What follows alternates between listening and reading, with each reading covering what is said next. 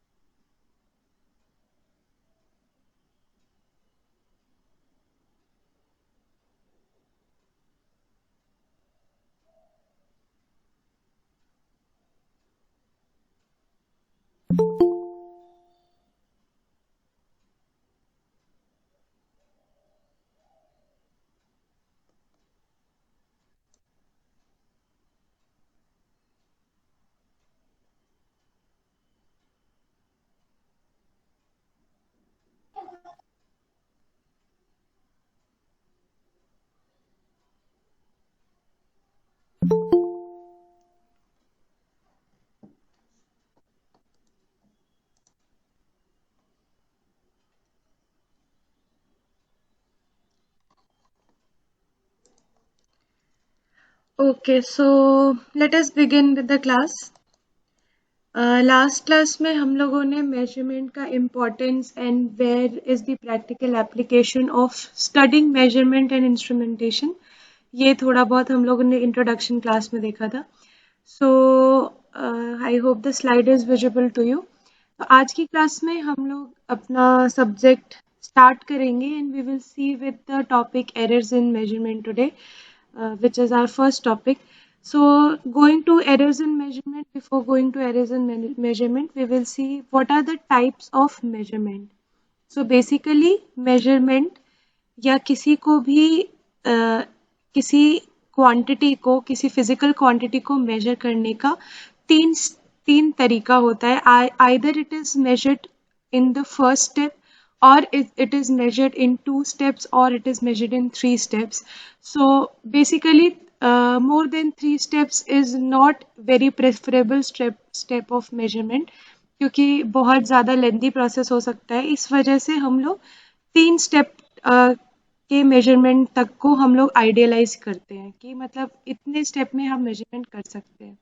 So depending upon कि measurement जो है वो 1 स्टेप है, 2 स्टेप है या 3 स्टेप है, the measurement is classified into 3 types of classification, which is first is primary measurement, secondary measurement and tertiary measurement. As it is written here, the value of a parameter is determined directly by comparing with the reference standard. In primary measure involves direct measurement. मतलब कि कोई भी चीज अगर directly if we see from our eyes और हम लोग उस डायरेक्ट आइडेंटिफिकेशन से हम उसका मेजरमेंट अगर दे सकते हैं, क्या वैल्यू है उस फिजिकल क्वांटिटी की अगर वो हम दे सकते हैं, तो उस टाइप के मेजरमेंट को हम बोलते हैं primary measurement. Okay.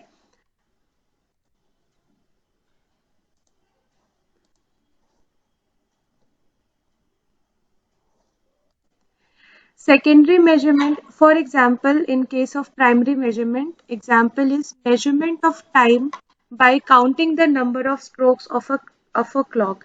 So time measurement is a direct measurement or primary measurement जहाँ पर you count the strokes of the needle of the clock 60 seconds के बाद you can say it is 1 minute, या 2 बार अगर 60 सेकेंड्स हो रहा है तुम बोलोगे 2 मिनट्स है, तो by direct counting the strokes of the needle of the clock, you can determine the time which is being measured. ठीक है. What is a secondary type of measurement? Secondary measurement involves one conversion. जब हम time major करते हैं तो वहाँ पे कुछ कन्वर्ट नहीं कर रहे हैं, डायरेक्टली काउंट कर रहे हैं. काउंट करने से हम ये आइडेंटिफाई कर ले रहे हैं कि कितना टाइम हो रहा होगा. ठीक है. When we talk about secondary measurement, it involves one conversion from one physical change to another physical change. For example, measurement of pressure by a manometer. Manometer एक मर्क्यूरी ट्यूब टाइप का एक instrument होता है जहाँ पर pressure measurement के लिए हम मर्क्यूरी के हाइट को मेजर करते हैं. Right. This is very basic instrument manometer, जो कि क्लास 11-12 में भी तुम लोग ने इसके बारे में पढ़ा होगा. Manometer is a instrument which measures the pressure. और ये प्रेशर कैसे मेजर होता है? With the change of the height of the mercury in the manometer हम ये आइडेंटिफाई करते हैं कि प्रेशर कितना होगा, कितना mm/Hg हमारा चेंज हो रहा है in the height of the length. mm में हमारा जो चेंज होता है in the height of the length of the mercury, और उसके हिसाब से हम mm/Hg या mm/Mercury के हिसाब से हम प्रेशर को मेजर करते हैं. तो basically secondary measurement involves one conversion. One conversion means you are trying to measure pressure, पर प्रेशर मेजर करने के लिए सबसे पहले तुमको क्या मेजर करना पड़ रहा है? हाइट मेजर करना पड़ रहा है. The change in height will give you the corresponding pressure which is changing at the place. ठीक है. तो it involves one conversion, तो इसलिए इसको बोलते हैं secondary measurement, where first you are measuring the change in the height and then according to the change in the height you can convert the amount of pressure which is changing in that area या in that surface. Okay. Everyone please try to be on time. Like अगर देखो 15 minute के अंदर तुम लोग class 15 minute तक class में अगर आते रहोगे तो फिर 50 मिनट्स के क्लास में तो बहुत टाइम क्लास में एंट्री देने में ही चला जाएगा. So please be on time. At least 5 minutes का एक इंटरवल देती हूँ मैं. तो 4:15 की क्लास है तो 4:20 तक आ जाओ. ठीक है. Still many people are not present here. So anyways, so tertiary measurement involves two conversions. Again it is similar to secondary measurement, जहाँ पर हम एक conversion देख रहे थे. Conversion in case of height, और ये height को हम pressure में convert कर रहे हैं. Tertiary measurement means measurement of temperature of an object by thermocouple. ये शायद मैंने लास्ट क्लास में भी तुम लोग को बताया था कि यहाँ पर thermocouple is a type of instrument जहाँ पर हम टेम्परेचर मेजर करते हैं. नाम में लिखा है thermocouple. Couple means pair, thermo means temperature. Right. तो इस नाम से हमको समझ में आ रहा है कि there is thermocouple is a instrument which measures the temperature. First thing. Second thing, couple इसलिए इसको बोलते हैं, थर्मोकपल इसलिए बोलते हैं because this instrument is made up of two types of metal. It is made up of two types of metal, combination of two types of metal. और ये जो टू टाइप्स ऑफ मेटल है इनको एक point पे हम join कर देते हैं. ज्वाइन करने के बाद हीट सप्लाई करते हैं उस पॉइंट पे, और बाय अप्लाइंग द हीट क्या होना चाहिए? टेम्परेचर चेंज होना चाहिए. तो इस हीट अप्लाई करने से जो टेम्परेचर चेंज हो रहा है ये हम मेजर करना चाहते हैं. लेकिन ये मेजरमेंट डायरेक्ट नहीं होता है. ये मेजरमेंट क्या होता है? जब हम हीट सप्लाई करते हैं तो ये जो दो कंडक्टर है, दो मेटल है, इनका रेजिस्टेंस जो है वो चेंज होता है. ये रेजिस्टेंस चेंज होने की वजह से इनका लेंथ जो है R is equal to rho L by A से लेंथ जो होता है वो चेंज होता है, और लेंथ चेंज होने की वजह से जो दो टर्मिनल के बीच का जो वोल्टेज है वो चेंज हो जाता है। तो by measuring the voltage we are measuring the temperature in case of thermocouple. तो पहले रेजिस्टेंस चेंज हो रहा है, उसके बाद वोल्टेज चेंज हो रहा है, then we are measuring the temperature between the two metals of the thermocouple. तो there are few steps, दो step involve हो रहा है by conversion of which you are directly measuring the temperature. तो इस तरीके के measurement को बोलते हैं tertiary measurement where two steps are involved while measuring a physical quantity. ठीक है, so depending upon the number of steps involving in the measurement हमारा जो क्लासिफिकेशन है वो इस तरीके से किया गया है इन केस ऑफ मेजरमेंट। ठीक है, सो व्हाट इज थर्मोकपल, उसका क्या प्रॉपर्टी है and how does it look, ये सारी चीजें हम लोग later on will see in the subject. So now we will start with first topic, which is errors in the measurement. So before we start with error in measurement, there are few terms which is associated with the measurement and it is important to study. So first term is true value. तो किसी भी physical quantity की एक true value है, जैसे कि for example अगर मैं तुमको बोलूं कि gravitational force is 9.8, right?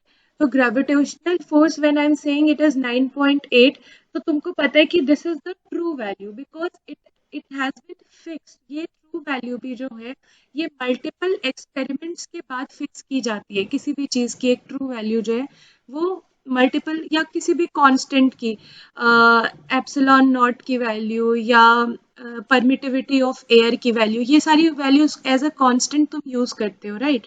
So these constants are a true value which cannot change for a subject, for a material, for a subject it cannot change. तो ये ट्रू वैल्यू जो फिक्स की जाती है ये भी मल्टीपल एक्सपेरिमेंट्स से की जाती है फिक्स। ठीक है, तो जब 15 एक्सपेरिमेंट का जो एवरेज वैल्यू होता है उससे हम निकालते हैं या कई फिजिकल पैरामीटर्स को ध्यान में रखते हुए ये एक्सपेरिमेंट किया जाता है, तो उससे जो वैल्यू निकल के आती है उसको हम फिक्स कर देते हैं और उसको बोलते हैं कांस्टेंट है या ट्रू वैल्यू है। लेकिन जब तुम लैब में यू हैव नोन कि तुम्हारा ग्रेविटेशनल फोर्स की वैल्यू 9.8 है, but when you will conduct the same experiment in your lab under all the circumstances which is present in your lab, तो वो वैल्यू जो होगी वो हमेशा सेम नहीं आएगी। ठीक है, हो सकता है 9.1 आए, 9.5 आए, 9.7 आए, and the group of people who are doing the experiment उनके लिए भी वो वैल्यू जरूरी नहीं कि सेम आएगी। Suppose you are 50 students in a class, we have divided you in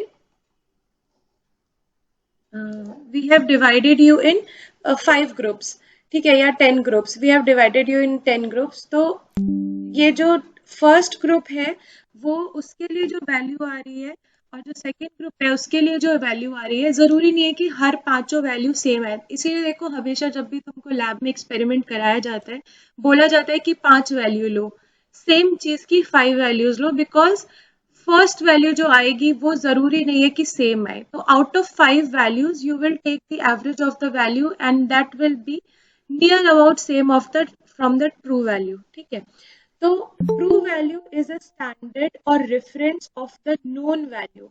तो जो भी तुम निकाल रहे हो लैब में, सपोज कि I have given you a resistance, ठीक है, जिसकी वैल्यू कोई भी रेजिस्टर तुम अगर मार्केट से खरीदो या कलर कोड तुमको पता होता है रेजिस्टर का, तो कलर कोड से तुमको उसकी फिक्स्ड वैल्यू या नोन वैल्यू पता होती है। बट इफ आई से कि तुम एक्सपेरिमेंटली उसको एक वोल्टेज दो, उसके अक्रॉस एक करंट पास कराओ और तुम उसका रेजिस्टेंस वी बाई आई करके कैलकुलेट करो। ठीक है, तो दिस इज एक्सपेरिमेंटल, और उसका जो कलर कोड से तुम जो रेजिस्टर की वैल्यू निकालोगे that is its true value. तो experimental value is the measured value, और measured value should be almost and near about close to the true value, ये होना चाहिए। बट प्रैक्टिकली ऐसा नहीं होता है।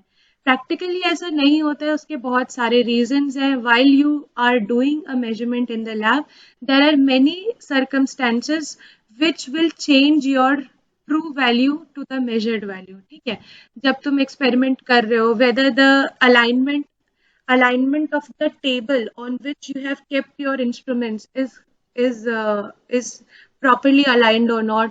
तुम मेजरमेंट देख कहाँ से रहे हो, पैरेलेक्स एरर है या नहीं है. तो बहुत सारी चीजें, तुमने वायर को प्रॉपरली कनेक्ट किया है या नहीं कनेक्ट किया, तो इन सारी चीजों पे तुमको देखने को मिलेगा कि हर एक्सपेरिमेंटल वैल्यू तुमको सेम नहीं मिलेगी.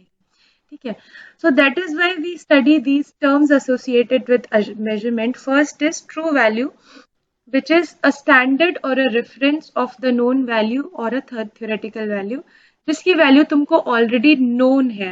True value is the value which is known to you. Measured value is defined as the approximate value of the true value obtained by several measured readings during an experiment. So when you do an experiment, तो हमने जैसे तुमको lab में बोला कि इस experiment के 10 readings लेनी है या 5 रीडिंग्स लेनी है, तो द एवरेज ऑफ दीज 10 और the average of these 5 readings will give you the measured value. ठीक है, कोई एक रीडिंग की वैल्यू जो होगी वो मेजर्ड वैल्यू नहीं होगी अनलेस एंड अनटिल कि तुमने सिर्फ एक ही रीडिंग ली है. अगर एक ही रीडिंग ली है तो वही मेजर्ड वैल्यू है, पर अगर 5 रीडिंग्स ली है या 10 रीडिंग्स ली है, then the average value will be the measured value. Third is the accuracy.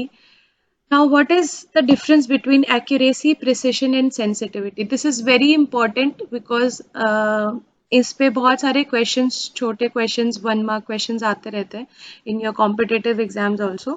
So, accuracy is the closeness which an instrument's reading approaches to the true value of a variable being measured. So, suppose we are measuring the gravitational force. तो अगर gravitational force की value 9.8 के आसपास आ रही है, तो हम बोलते हैं कि एक्यूरेसी जो है मेजरमेंट की वो अच्छी है. We are the readings are accurate और द मेजरमेंट इज एक्यूरेट.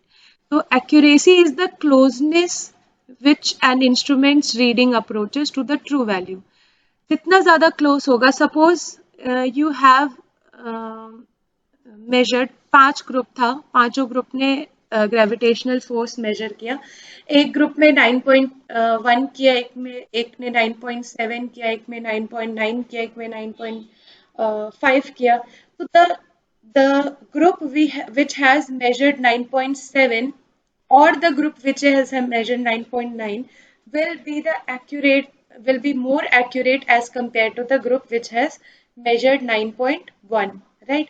तो जितना ज्यादा क्लोज होगा ट्रू वैल्यू के, उतना ज्यादा उसको एक्यूरेट बोला जाएगा.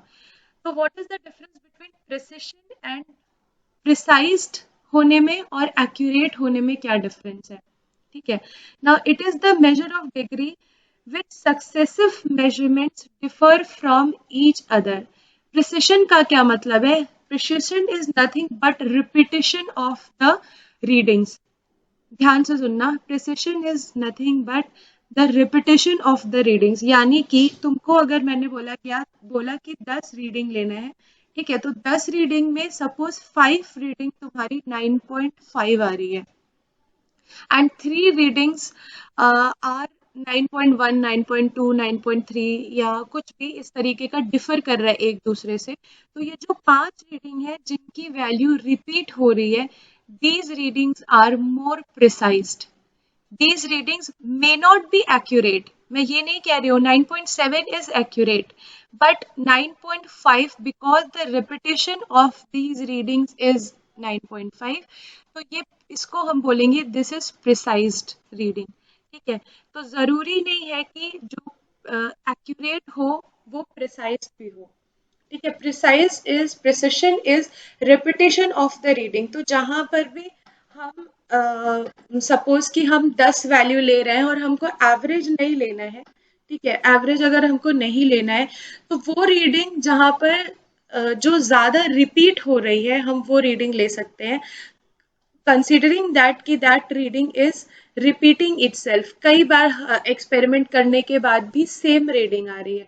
तो जैसे कि मैंने बताया कि हम किसी भी कांस्टेंट की वैल्यू जो फिक्स करते हैं, तो वो प्रिसाइज्ड और एक्यूरेट दोनों होना चाहिए। एक्यूरेट कैसे हम डिसाइड करेंगे? एक्यूरेट डिसाइड करेंगे थ्योरेटिकल वैल्यू से।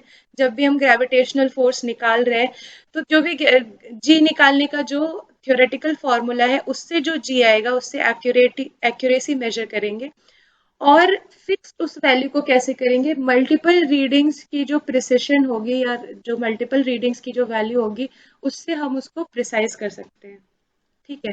सो it is a measurement of a degree which successive measurements differ from each other, यानी कि कई बार मेजरमेंट करने पे एक दूसरे से अगर रीडिंग जो है वो डिफर नहीं हो रही है, सेम आ रही है, तो उसको हम बोलेंगे it is the readings are precised, may not be accurate but precise. Okay.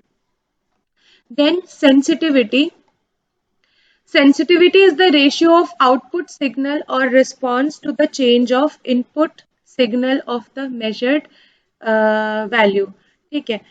तो रेशियो ऑफ आउटपुट सिग्नल और response to the change of input signal of the measured value. Sensitive कोई भी चीज कैसे बोलते हैं? या if you say your teeth is sensitive, sensitive बोलने का मतलब कि तुम पहले तो उस चीज को कुछ चेंज ऑफ इनपुट दे रहे हो।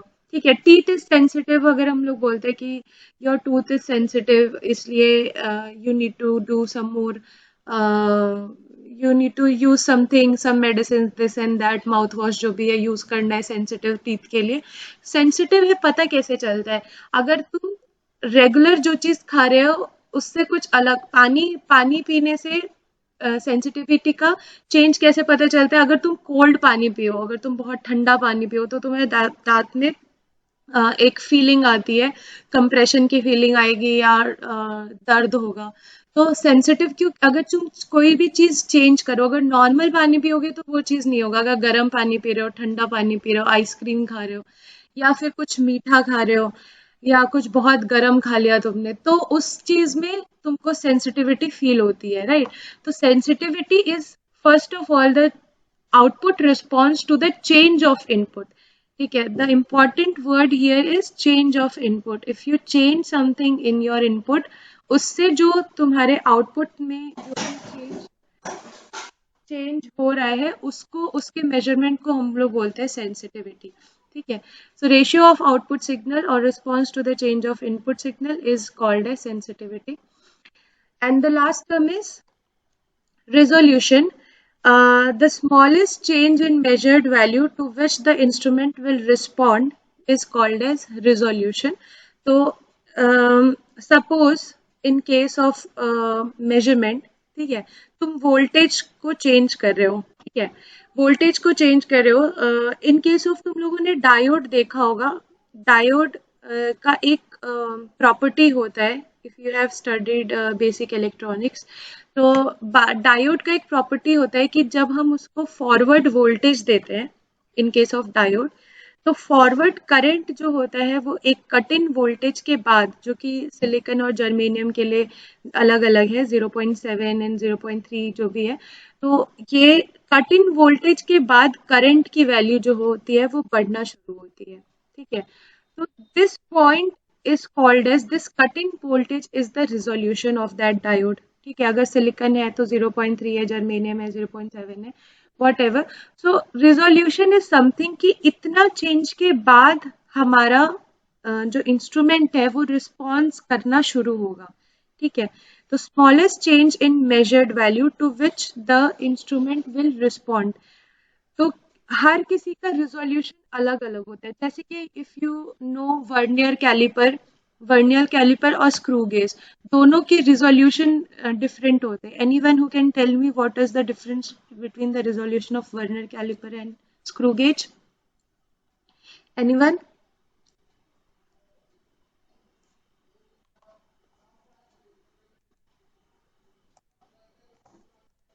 Yes, anybody? वर्नियर कैलिपर और स्क्रू गेज का नाम सुना है? मैम नाम तो सुने हैं। कभी देखा है क्या होता है लैब में या कहीं पे? What is मैथ में vernier? देखे नहीं। देखे हो? Okay, let me just show you online. Okay. Lab में मैम वर्नियर कैलिपर मैम ये इनर और आउटर डायमीटर मेजर करने का काम आता है ma'am. this is vernier caliper. 1 second. So this is vernier caliper. ठीक है, इनर एंड आउटर डायमीटर के लिए यूज कर सकते हैं, it is right. Also it can measure the length of any object. It can measure the length of any object. You can measure the length of any object using a scale also.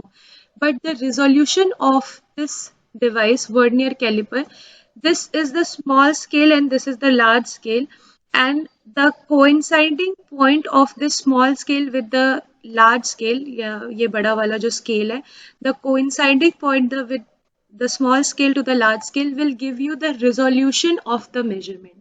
ठीक है, हम ये जो diameter है ये हम और भी बहुत तरीके से हम स्केल से या बहुत सारी और भी मेथड से यूज कर सकते हैं. By measuring it with the thread and then measuring it to the scale. बहुत सारी अलग तरीके से भी हम यूज कर सकते थे. But why we have designed few instruments for measuring this type of things to improve the resolution of the measurement, correctness of the measurement. ठीक है, क्योंकि कहीं कहीं क्या होता है कि मेजरमेंट अगर सपोज 20.5 एंड 20.05, ठीक है, 20.55 है, तो इस तरीके का मेजरमेंट जो पॉइंट के बाद जो मेजरमेंट होता है हमारा वो भी इम्पॉर्टेंट होता है. बिकॉज 0.05 या 0.01 के रिजोल्यूशन से भी हमारी जो रीडिंग्स होती है, जो एक्चुअल चेंज है, suppose you are measuring density और you are measuring volume anything, तो रेजोल्यूशन उनसे बहुत ज़्यादा, अगर वहाँ पर 0.05 का तुमने ख्याल नहीं रखा तो एक्चुअल जो तुम मेजर करना चाहते थे उसकी रीडिंग जो है वो बहुत ज़्यादा चेंज हो जाएगी. ठीक है, तो रिजोल्यूशन इज समथिंग कि हमको पॉइंट के बाद जो वैल्यू है, जो चेंज ऑफ वैल्यू है, उसका भी ध्यान देना है. ठीक है, तो वर्नियर कैलिपर जो होता है वो पॉइंट के बाद up to 2 decimal positions vernier caliper का रिजोल्यूशन होता है. और स्क्रू गेज जो होता है वो अप टू 3 डेसिमल प्लेसेस जो स्क्रू गेज होता है उसका रिजोल्यूशन होता है. मतलब करेक्टनेस जो है वो अप टू 3 डेसिमल प्लेसेस मिलता है स्क्रू गेज में, और वर्नियर कैलिपर्स में अप टू 2 डेसिमल प्लेसेस मिलते हैं. ठीक है, बहुत सारी ऐसी जगह होती है जहाँ पे तुमको बहुत अच्छी, बहुत ज़्यादा एक्यूरेट रिजोल्यूशन की ज़रूरत होती है. वहाँ पर हम स्क्रू गेज यूज़ करते हैं in place of vernier caliper. So vernier caliper तुमने देखा. स्क्रू गेज इज इस तरीके का इंस्ट्रूमेंट है. ये ऐसा इंस्ट्रूमेंट है जहाँ पर ये एक सर्कुलर स्केल है और ये तुम्हारा जो कि अभी प्रॉपर दिख नहीं रहा है, लेकिन ये एक मेन स्केल है. यहाँ पर देखो, this is your main scale. Yes, so this is your screw gauge. ठीक है, this is the pitch of a screw. इसका मतलब इसको एनुअल बोलते हैं. This is spindle, sleeve, thimble and ratchet. This is the frame of the screw gauge. तो basically ये जो सर्कुलर स्केल है इसको रोटेट करके हम इस पॉइंट को आगे या पीछे बढ़ा सकते हैं. ठीक है, ये इस स्केल पे फॉरवर्ड और बैकवर्ड मूव कर सकता है. तो यहाँ पर जो भी तुम डिवाइस जो तुमको मेजर करना है, जिसका भी लेंथ मेजर करना है या डायमीटर ये मेजर करना है, उसको यहाँ पर इन दोनों एनुअल और स्पिंडल के बीच में रखते हैं. और इसके बीच में रख करके ऑब्वियसली अगर बड़ा है तो तुमको इसको स्पिंडल को पीछे लेके जाना पड़ेगा. तो ये पीछे ले जाने के लिए इसको हम रोटेट करते हैं. तो ये जब रोटेट होगा तो ये जो स्लीव है स्क्रू गेज का वो आगे की तरफ बढ़ेगा. हम यहाँ से सर्कुलर स्केल से एक रीडिंग लेते हैं और स्लीव से एक रीडिंग लेते हैं, और सर्कुलर स्केल की रीडिंग को 0.001 से मल्टीप्लाई करते हैं and we add it to the main sleeve reading. तो एक कोइंसाइडिंग पॉइंट आता है. ठीक है, so that is how you measure the length और diameter of any object using a screw gauge. ठीक है, so when you will, because you are about to start your lab experiments, तो जब तुम लोग लैब में जाओगे, there is a vernier caliper and screw gauge present in the lab. So I will ask the lab assistants to give you one demonstration of screw gauge and vernier caliper. तो उससे तुमको पता चलेगा कि resolution जो है वो कैसे change होता है. See here it is written, the pitch of a screw is the distance moved along its axis by the screw when one complete rotation of its head. तो ये जो सर्कुलर स्केल है, see because it is not present in practical, तो मैं अच्छे से शायद बहुत नहीं समझा पा रही हूँ, but I am just trying कि ये जो सर्कुलर स्केल है इसको एक रोटेशन, जब तुम पूरा वन रोटेशन, सपोज ये जो मेन स्केल है ये 0 पर है, ठीक है, अब 0 से एक कंप्लीट रोटेशन के बाद ये जब दोबारा 0 पर आएगा, सर्कुलर स्केल के 0 पर आएगा, ठीक है, तो कितना डिस्टेंस ये स्लीव कवर कर चुका होगा उसको हम बोलते हैं pitch of a screw gauge. So one complete rotation of the circular scale पर कितना स्लीव का डिस्टेंस आगे या पीछे बढ़ा है उसको हम बोलते हैं pitch of a screw gauge. And least count of the screw gauge is pitch divided by the number of circular scale divisions. तो इस पूरे पिच में, मतलब पूरे डिस्टेंस में, मेन स्केल में जितना डिस्टेंस होगा, सर्कुलर स्केल में भी उतना ही डिस्टेंस होगा. तो सर्कुलर स्केल्स अलग अलग डिस्टेंस के हो सकते हैं. जैसे यहाँ पर तुमको 0 to 15 दिख रहा है, कहीं कहीं कोई कोई स्क्रू गेज में 0 to 30 भी होता है. तो लीस्ट काउंट जो होगा वो अगर सपोज 1 सेंटीमीटर आगे बढ़ा है तो 1 डिवाइडेड बाई 15 होगा. अगर 2 सेंटीमीटर आगे बढ़ा है तो 2 डिवाइडेड बाई 15 होगा, 2 डिवाइडेड बाई 30 होगा अगर सर्कुलर स्केल पे रीडिंग 30 है तो. This is how you can calculate the pitch and least count of the screw gauge. और जो भी सर्कुलर स्केल रीडिंग कोइंसाइड करती है मेन स्केल रीडिंग से, उसको लीस्ट काउंट से मल्टीप्लाई कर देते हैं, and that gives you the 2 decimal places of the measurement. तो ये इंस्ट्रूमेंट जो है वो बेटर रिजोल्यूशन के लिए यूज किया जाता है. So that is what we were discussing about resolution of the instrument, ठीक है. So not going into much detail of vernier caliper and screw gauge. I'll ask the lab assistants to demonstrate in the lab when you go to the college. Okay. So this is about the resolution कि मतलब 2 decimal places तक है और 3 decimal places तक है. तो obviously 3 decimal place का जो resolution होगा that will give you the better value as compared to the 2 decimal places. तो smallest change जितना measure कर पा रहे हैं, obviously 3 decimal places is small than 2 decimal place. तो resolution उतना अच्छा होगा जितना ज़्यादा कम value with the change of input हम measure कर पाएंगे. Okay. So next term is dead time, dead zone and backlash. So these are basically few terms या few consequences due to which we have errors in measurement. ठीक है, dead time, dead zone and backlash are few consequences due to which we have errors in measurement और हमारी जो accuracy है वो सही नहीं है. कई बार तुमको जैसे पता होगा, सपोज हम तुम्हें एक स्टेप डाउन ट्रांसफॉर्मर दे रहे हैं, ठीक है, उस स्टेप डाउन ट्रांसफॉर्मर की रेटिंग तुमको पता है कि it is 230 by 10 volt transformer, you know that. लेकिन जब तुम उसका मेजरमेंट करोगे, suppose you have given the input voltage, number of turns हमने तुम्हें बता दिया है या नंबर ऑफ टर्न्स पता है, you are measuring the output voltage. तो 230 वोल्ट की जगह तुमको कहीं पर 10 वोल्ट मिलना चाहिए, बट तुमको 10 वोल्ट नहीं मिल रहा है, यू आर गेटिंग 13 वोल्ट और you are getting 8 volt, 9 volt. तो तुम्हारे दिमाग में ये होगा कि ma'am why this error is coming. तो these errors occur due to these consequences, dead time, dead zone and backlash, because कोई भी ट्रांसफॉर्मर जो होता है वो इलेक्ट्रोमैग्नेटिक इंडक्शन पे काम कर रहा है. See, somebody is coming after 20 minutes of class. I cannot give him entry in the class. तो इसलिए तुम लोग थोड़ा टाइम पर आने का कोशिश करो क्लास में. So हाँ, मैं क्या बोल रही थी कि suppose we are measuring step down transformer और वहाँ पे नंबर ऑफ टर्न्स के हिसाब से तुमको 10 वोल्ट मिलना चाहिए, पर 10 वोल्ट नहीं मिल रहा है. You are getting either 13 volt और यू आर गेटिंग 8 वोल्ट. तो तुमको पता है कि हमारा जो ट्रांसफॉर्मर है इलेक्ट्रोमैग्नेटिक इंडक्शन पे बेस्ड है. नाउ दिस इलेक्ट्रोमैग्नेटिक इंडक्शन क्या है? ये actually this is associated with the flux which is being produced in the coil of the transformer. अब थियोरेटिकली तो फ्लक्स ऐसा होना चाहिए, फ्लक्स अल्टरनेटिंग होना चाहिए, फ्लक्स जो है सैचुरेट नहीं होना चाहिए, लेकिन फ्लक्स जो है वो आफ्टर सर्टेन टाइम सैचुरेट हो जाता है. ठीक है, एक जो जैसे तुम लोग हिस्टेरेसिस लॉस और एडी करंट लॉस पढ़ते हो. Do you have idea about hysteresis loss? What is hysteresis loss? हम फेरोमैग्नेटिक मटेरियल में जो अल्टरनेटिंग करंट पास करता है तो मैग्नेटिक डायपोल जो वाइब्रेट करता है उससे जो लॉस होता है वो हिस्टैरिसीस लॉस.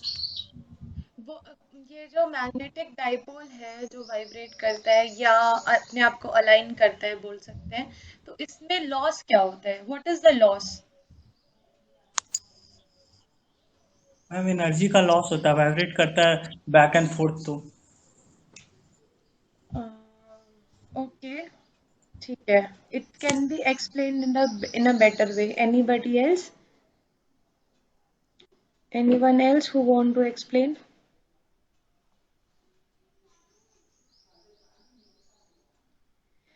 सी, क्या होता है, ही वॉज राइट कि जब भी हम किसी भी फेरोमैग्नेटिक या मैग्नेटिक मटेरियल को जब हम फील्ड देते हैं या सप्लाई देते हैं, तो वो उसके जो डाइपोल्स हैं वो अपने आप को अलाइन करते हैं नॉर्थ पोल और साउथ पोल में according to the voltage given to the supply voltage. ठीक है, and when this alternating current is given, तो दिस अल्टरनेटिंग करंट क्या है? इसका जो with the frequency of the alternating current, it is one time positive and second time negative. तो ये dipoles जो है वो कॉन्टिन्यूसली पॉजिटिव और नेगेटिव फील्ड के बीच में अपने आप को अलाइन करते रह रहे हैं. ठीक है, एक बार वो पॉजिटिव के हिसाब से अलाइन कर रहे हैं, दूसरे टाइम वो नेगेटिव के हिसाब से अलाइन कर रहे हैं. So there is a vibration in the dipoles of the ferromagnetic material, right? But जब हम इसको मैग्नेटाइज करना चाहते हैं, हम क्या बोलते हैं कि हम जब किसी भी मैग्नेटिक मटेरियल को की कॉइलिंग करते हैं, मतलब जब किसी भी कंडक्टिंग मटेरियल को अगर हम कॉइल की तरह बना दे तो उसको हम इलेक्ट्रोमैग्नेट के वे में कन्वर्ट कर सकते हैं. इलेक्ट्रोमैग्नेट बन जाता है मतलब कि एक पोल उसका नॉर्थ पोल हो जाता है, दूसरा उसका साउथ पोल हो जाता है. यही होता है ना? तो ये कैसे हो जाता है? This happens because of the dipole arrangement of the conducting materials. ठीक है, तो ये जो डाइपोल मतलब इलेक्ट्रॉन्स जो है वो अपने आप को अलाइन कर लेते हैं एक तरफ, और एक तरफ जो होता है उनका दूसरा एंड हो जाता है. तो जिसकी वजह से ये डाइपोल मोमेंट की वजह से एक पोल हमारा नॉर्थ पोल है, दूसरा पोल हमारा साउथ पोल बन जाता है. ठीक है, now when we remove this electric field from the electromagnet, remove होने के बाद ये डाइपोल अपने आप को वापस से स्टेबलाइज करने की कोशिश करेंगे, वापस से डीमैग्नेटाइज होने की कोशिश करेंगे. जब हमने फील्ड दिया ये मैग्नेटाइज हुए. ठीक है, because of the flow of the current in certain direction, these dipoles get aligned to a certain direction, जिसकी वजह से एक पोल नॉर्थ हो गया, दूसरा पोल साउथ हो गया. जब हमने फील्ड हटाया, जब हमने इलेक्ट्रिक फील्ड हटाया, तो अब ये क्या करेंगे? ये डाइपोल्स वापस से डीमैग्नेटाइज होना शुरू करेंगे. ठीक है, क्योंकि परमानेंट मैग्नेट नहीं है, इलेक्ट्रोमैग्नेट है या फेरोमैग्नेट मटेरियल है. ठीक है, डीमैग्नेटाइज होना शुरू करेंगे, बट कंप्लीटली डीमैग्नेटाइज नहीं हो पाएंगे. प्रैक्टिकली कंप्लीटली डीमैग्नेटाइज नहीं हो पाएंगे. और इस कंप्लीटली डीमैग्नेटाइज नहीं होने की वजह से there will be some alignment of the dipoles in the earlier direction. अब अगर तुम चेंज करते हो, करंट का डायरेक्शन को चेंज करते हो और दूसरे साइड को नॉर्थ पोल और साउथ पोल बनाना चाहते हो, you will require more energy for those dipoles which have already been aligned in a certain direction, और वो कंप्लीटली डीमैग्नेटाइज नहीं हो पाए थे. तो इसी लॉस को बोलते हैं, ये जो मोर एनर्जी रिक्वायर हो रहा है for again magnetizing those dipoles in a certain direction, ये जो लॉस हो रहा है इसकी वजह से जो ज्यादा एनर्जी का जरूरत पड़ रहा है, इसी को बोलते हैं हिस्टेरेसिस लॉस. ठीक है, यानी कि the loss during the magnetization and demagnetization of a ferromagnetic material is called as hysteresis loss because जो hysteresis curve भी है वो कर्व का जो डेप्थ है वो यही बताता है कि जितना ज़्यादा वो डेप्थ जो है उसकी थिकनेस जो है जो कर्व की जितनी चौड़ी होती जाती है यानी कि उतना ज़्यादा टाइम जो होता है वो लेता है डीमैग्नेटाइज होने के लिए। ठीक है, तो मतलब कोई भी फेरोमैग्नेटिक मटेरियल अगर मैग्नेटाइज हो गया तो कम्प्लीटली डीमैग्नेटाइज नहीं हो पाएगा। So there is some dead time which is present in the hysteresis loss. तो वही dead time और dead zone हम यहाँ पर देखने जा रहे हैं. So dead time is of a detector is defined as the minimum time interval that two consecutive counts must be separated in order to be recorded as two different events. ठीक है, now suppose कि कोई भी measurement हम करने वाले हैं, suppose you are measuring temperature of a certain material और वहाँ पर जो dead time है, see this is the dead time, कोई भी this is y axis and this is x axis, x axis में time है, y axis में कुछ भी हम measure कर रहे हैं, जो कोई भी physical quantity है वो हम measure कर रहे हैं. Now this is the dead time जहाँ पर कोई भी physical quantity का change नहीं हो रहा है, y axis में कोई change नहीं है and even though we are changing the time, y axis is not changing, इसीलिए ये y axis में constant है. तो ये अगर तुमको किसी इंस्ट्रूमेंट का डेड टाइम पता है कि इतने देर के बाद ही ये रिस्पॉन्ड करना शुरू करेगा, तो दो कॉन्जिक्यूटिव रीडिंग के बीच में तुमको इतना डेड टाइम देना पड़ेगा. सपोज तुमने डिजिटलाइज कर दिया अपने इंस्ट्रूमेंट को, ठीक है, कि सपोज एक काउंटर है वो काउंट करेगा, ठीक है, suppose you are measuring time only, ठीक है, और टाइम मेजरमेंट में 10 सेकेंड का डेड टाइम है, ठीक है, तो 1 सेकेंड पे तुमने मेजर किया, उसके बाद तुमको अपने प्रोग्रामिंग को इस तरीके से सेट करना पड़ेगा कि नेक्स्ट रीडिंग जो है वो 10 सेकेंड बाद हो, ठीक है, तो 1 सेकेंड के बाद 10 सेकेंड के का तुमने डेड टाइम दिया, तो 10 सेकेंड के बाद मतलब 11 सेकेंड पे रीडिंग होगी, फिर अगेन 10 सेकेंड के बाद यानी 21 सेकेंड पे तुम्हारी रीडिंग होगी, नेक्स्ट अगेन 31 सेकेंड पे तुम्हारी रीडिंग, यानी कि तुमको उस इंस्ट्रूमेंट को डेड टाइम तक टाइम देना पड़ेगा for the consecutive measurement of the instrument. ये डेड टाइम क्यों आता है इंस्ट्रूमेंट में वो मैंने बताया कि जैसे कि तुम्हारा फेरोमैग्नेटिक मटेरियल, क्योंकि इंस्ट्रूमेंट्स तुम्हारे जो पुराने इंस्ट्रूमेंट्स होते थे वो तो इन्हीं इलेक्ट्रोमैग्नेटिक इंडक्शन प्रिंसिपल पे ही बेस्ड होते थे, and due to these dipole arrangement of the instruments and due to saturation in the flux of the instruments, ये डेड टाइम उस इंस्ट्रूमेंट में आते थे और इसीलिए इस डेड टाइम को हमको कॉन्जिक्यूटिव रीडिंग्स के मेजरमेंट के लिए कंसीडर करना पड़ता था. So before measuring the consecutive readings you have to consider this dead time. Okay, now what is dead zone, sorry. See ये ग्राफ से ही, this graph is very important and इसी से तुमको समझ में आएगा what is dead time in dead zone. ठीक है, now dead zone is defined as the largest change of input quantity for which there is no output of the instrument. ठीक है, नाउ सी इनपुट तुम change कर रहे हो but there is no output in the this is the input, this is जो ऊपर दिख रहा है this is input and the second one is the output. ये आउटपुट है, ये इनपुट है, ठीक है, this is input, this is output. Now for this dead time the input is being changed, right, input की वैल्यू तो change हो रही है बट आउटपुट की वैल्यू चेंज नहीं हो रही है इस डेड टाइम पे. तो the largest value of input, ये इस पॉइंट पे इनपुट की वैल्यू यहाँ पर पहुंच गई है पर आउटपुट की वैल्यू यहीं पर है, right, this is your output curve, this is your input curve. तो इस डेड टाइम के लिए इनपुट की वैल्यू यहाँ पहुंच गई है पर आउटपुट की वैल्यू यहीं पर है. तो the largest value of input for which there is no change in the output will give you the dead zone. ठीक है, तो dead zone is defined as the largest change of input, this value of input. Suppose input has changed from 0 to suppose if you are changing anything, suppose if you are changing resistance और तुम major कर रहे हो temperature, ठीक है, तो resistance मान लो 0 to 20 ओम हो गया और टेम्परेचर तुम्हारा अभी तक 1 डिग्री भी नहीं बढ़ा है इस ड्यूरेशन में, तो 20 ओम इज द डेड जोन.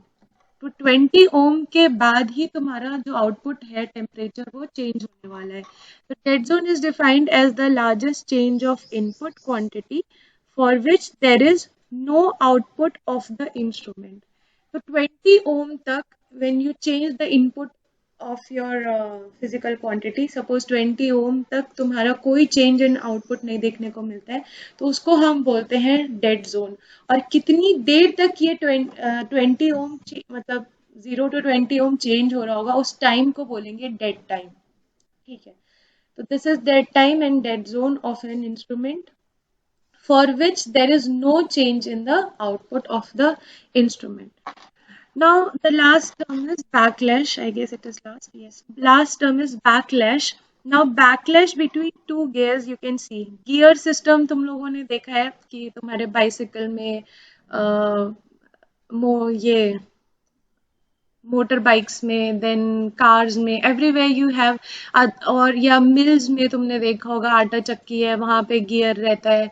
मतलब बहुत सारा Yes, जो ma'am. भी बहुत सारे मिल्स हैं, पेपर मिल्स हैं, बहुत सारे मिल्स में सब जगह गियर्स बने रहते हैं। नाउ गियर्स के जो टीथ्स होते हैं that has to fix between each other. Suppose ये तुम्हारा टीथ है और ये तुम्हारा दूसरा टीथ है जो गियर में फिक्स होना चाहिए। ठीक है, साइकिल का भी गियर देखा होगा तुमने या मोटर बाइक्स का गियर देखा होगा। तो ये टीथ जो होता है एक दूसरे में फिक्स होना चाहिए, but actually after certain time because of the friction between the teeth of the gear, ये जो टीथ्स होते हैं वो या तो घिस जाते हैं या तो उनका जो शेप होता है वो थोड़ा चेंज हो जाता है। और इस चेंज ऑफ शेप की वजह से तुम्हारा एक एरर आता है बिटवीन द मेजरमेंट। मतलब कि तुम सपोज कि सेकेंड गियर में तुम्हारी गाड़ी है, तो जो स्पीड है जो उस गियर के अकॉर्डिंगली आनी चाहिए, बट वो स्पीड तुम्हारे गाड़ी में वो अटेन नहीं हो पा रही है with the change of gear. तो ये किसकी वजह से होता है? This is due to the backlash, and backlash is the like distance which is occurred between the two teeth of the gears। तो देखो बेसिकली ये जो डॉटेड दिख रहा है ये इससे अटैच्ड है। ठीक है, ये इससे अटैच्ड है, but due to the friction between this two gears ये हो सकता है कि ये घिस जाए और ये इस तरीके से दिखे। ठीक है, यहाँ पर जो ये तुमको सॉलिड लाइन में दिख रहा है, तो ये जो डिस्टेंस बिटवीन द टीथ अकर हो जाता है, डिस्टेंस आ जाता है, इसकी वजह से एक एरर तुम्हारे सिस्टम में आएगा, and this error has to be removed between the two system. और बैकलैश रिमूव करने का बहुत सारा मेथड होता है, we will be seeing it कि क्या क्या तरीका होता है बैकलैश रिमूव करने का। But backlash is the distance which occurs between the to gears in the gear system of your wheels or motorbikes or cars, anything। तो इसकी वजह से कुछ एरर्स आते हैं। नाउ यू हैव सीन कि एरर आते कहाँ से हैं, क्या क्या मेजरमेंट का तरीका है जहाँ से एरर्स आ सकते हैं। Now how to calculate these errors in the system we will be seeing in error in measurement.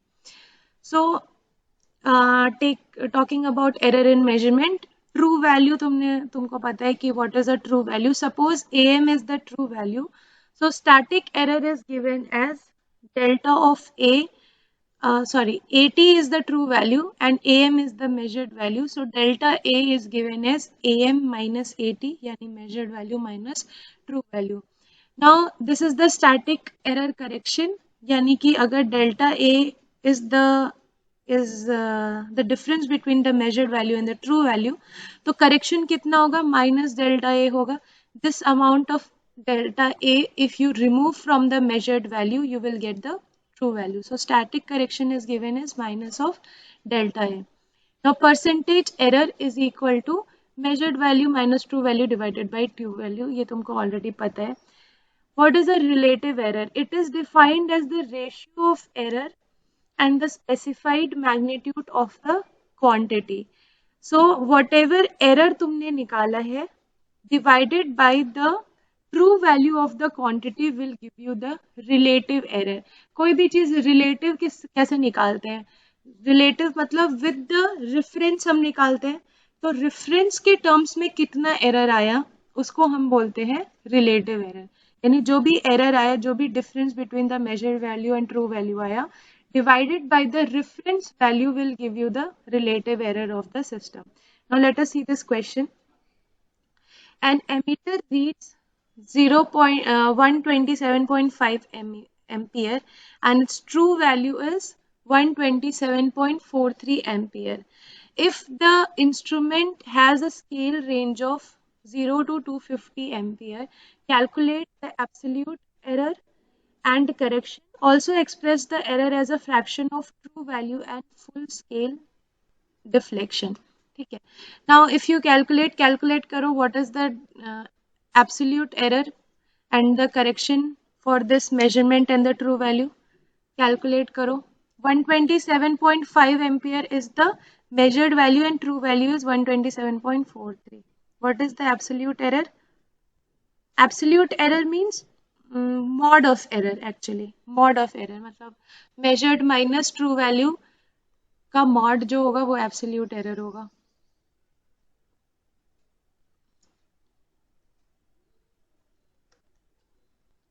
What is the difference? 127.5 and 127.43? 0.07. 0.07. So this is the absolute error. Now correction यही होगा तुम्हारा. Correction मतलब कि इस error में से minus 0.07 निकाल दोगे तो तुमको 127.43 मिलेगा.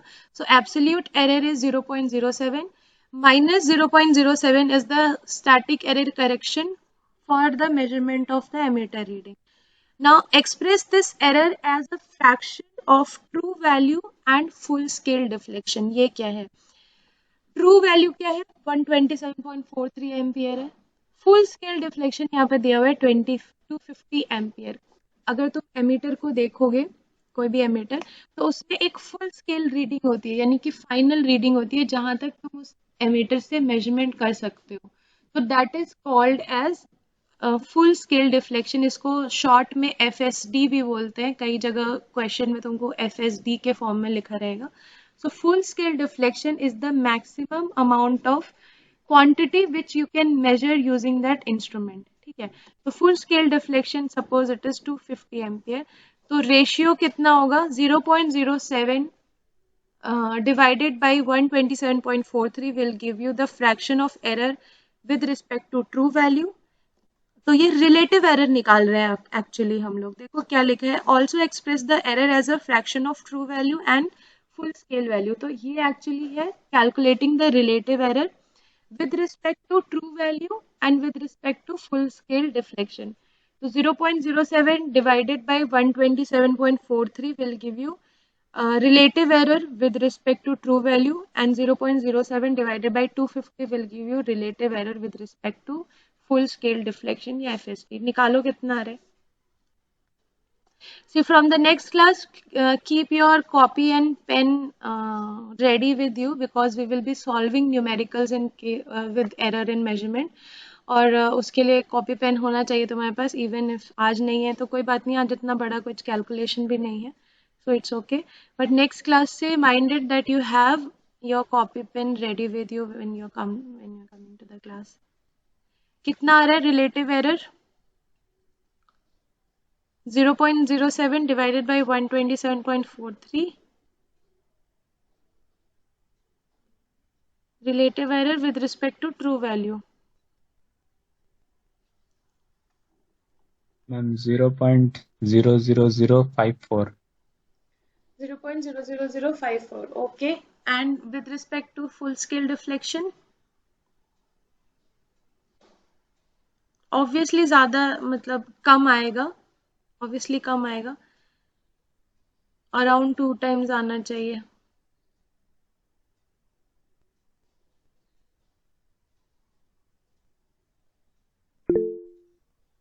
Ma'am, 0.00028.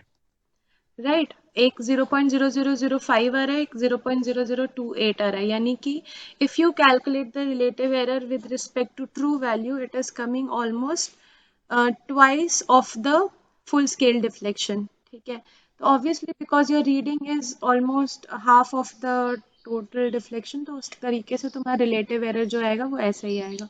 So that is how you calculate the relative error in any question, जिस तरीके ऐसा जो क्वेश्चन दिया रहेगा तो डायरेक्ट क्वेश्चन है, तुमको एरर निकालना है, करेक्शन निकालना है और रिलेटिव एरर निकालना है, ठीक है। We will be doing numericals based on limiting errors. अभी आएगा, see we have a lot of things, but limiting error we will start in the next class क्योंकि उसमें proper numerical तुम लोग से करवाएंगे and it will take some time. So today we will cover up to this topic, which is types of error. So types of error is classified on the basis of mistakes or the reasons why which we have errors in the measurement. जैसे कि अभी पिछले question में तुमने देखा कि 127.5 आ रहा है एंड एक्चुअल जो करंट फ्लो होना चाहिए वो 127.43 एम्पियर होना चाहिए, ठीक है। Now what can be the reason due to which these errors are coming और उसका करेक्शन कैसे कर सकते हैं वो हम टाइप्स ऑफ एरर में देखेंगे। Now the first type of error is gross error. It arises due to human mistake such as reading of the instrument value before the reading has attained the steady state. Example, parallax error, measuring value from some angle, etc. Gross error is the error which is occurred due to the human mistake, ठीक है। Suppose in an analog instrument, अब तो digital instrument है, digital instrument में भी तुम देखोगे कि there is certain क्योंकि डिस्क्रीट वैल्यू में तुम लोग को वैल्यू मिलती है, तो वैल्यू जो होता है it take certain time to get fixed, to get a steady state, ठीक है। वो कॉन्टिन्यूसली चेंज होता रह रहा है वैल्यू। कई बार देखोगे कि कोई भी इंस्ट्रूमेंट से तुम मेजर कर रहे हो तो वैल्यू हमेशा चेंज होती रहेगी, ठीक है, for a certain time, specially in case of multimeters if you see, ठीक है। Multimeter, we have all digital multimeters these days, तो कभी भी तो मल्टीमीटर से मेजर करोगे तो मल्टीमीटर में देखोगे कि वैल्यू 0.01, 0.02, 0.03 इस तरीके से चेंज होते चली जा रही है। तो you will have to wait and you will have to fix the connections of the both the probes of the multimeter, उसको fix करना पड़ेगा so that कि तुम्हारा जो रीडिंग है वो एक स्टेडी स्टेट पर पहुंच जाए, उसके बाद तुम रीडिंग लो। अगर तुम जल्दीबाजी में before it gets to the steady state reading ले रहे हो then it will cause an error which is called as, which is an example of a gross error. Then parallax error तुमको मालूम है कि अगर if you are not facing your eye 90 degree to the instrument, eye का जो reflection होना चाहिए instrument पे वो 90 डिग्री होना चाहिए, specially in case of analog instrument जहाँ पर नीडल से चेंज होता है। डिजिटल में तो उसका कोई मतलब नहीं है।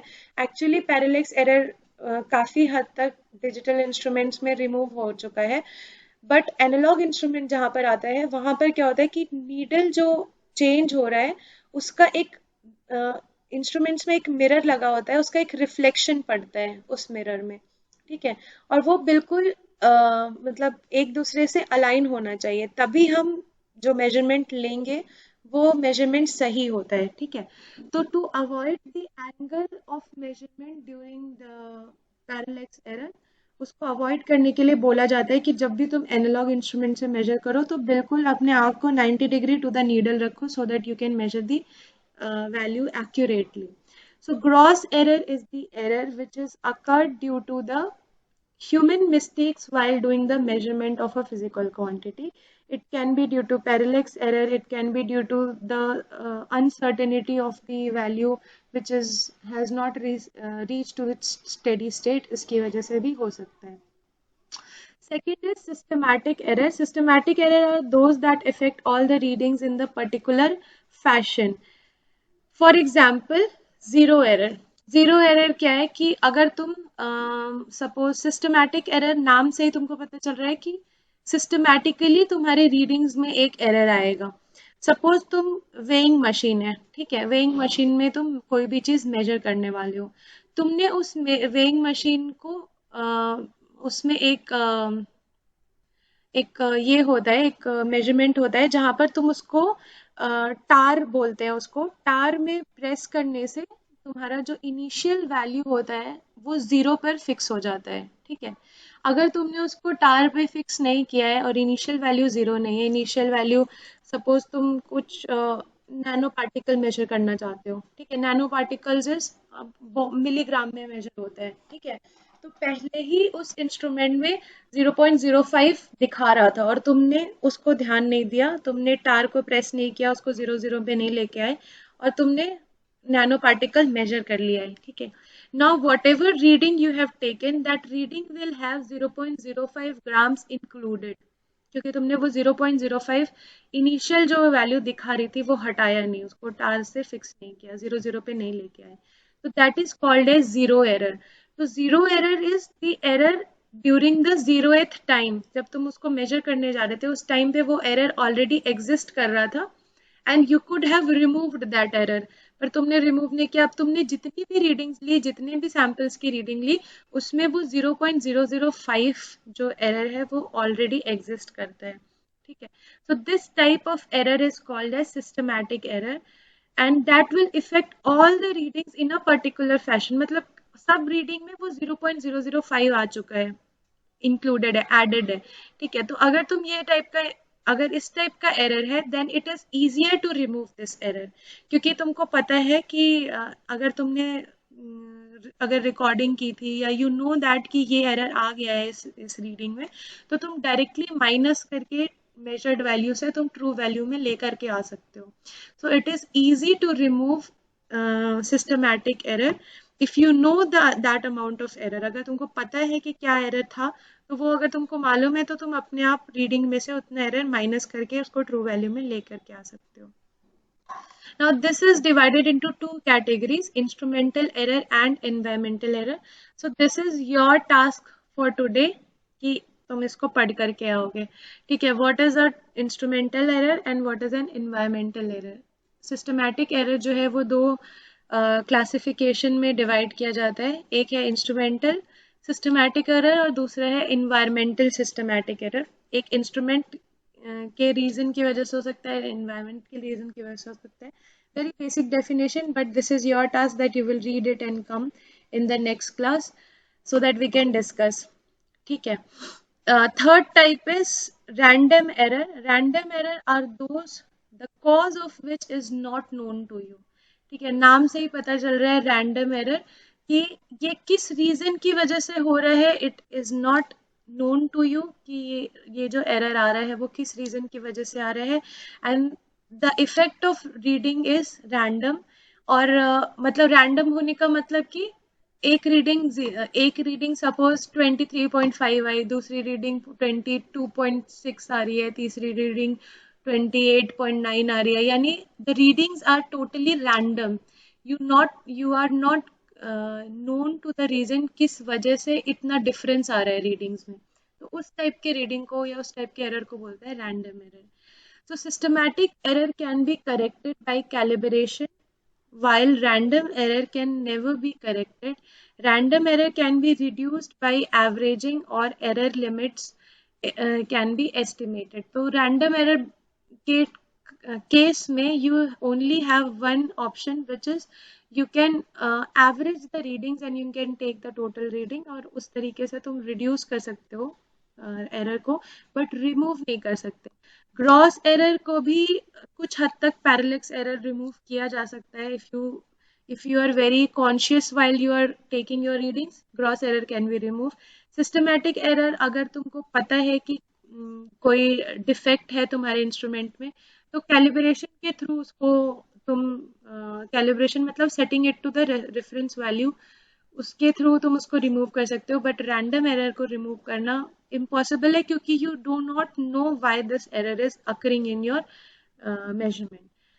So these are the types of errors. Next is limiting error. We will start with limiting error in the next class. Meanwhile, sorry I couldn't share. इसमें लोडिंग इफेक्ट नहीं है?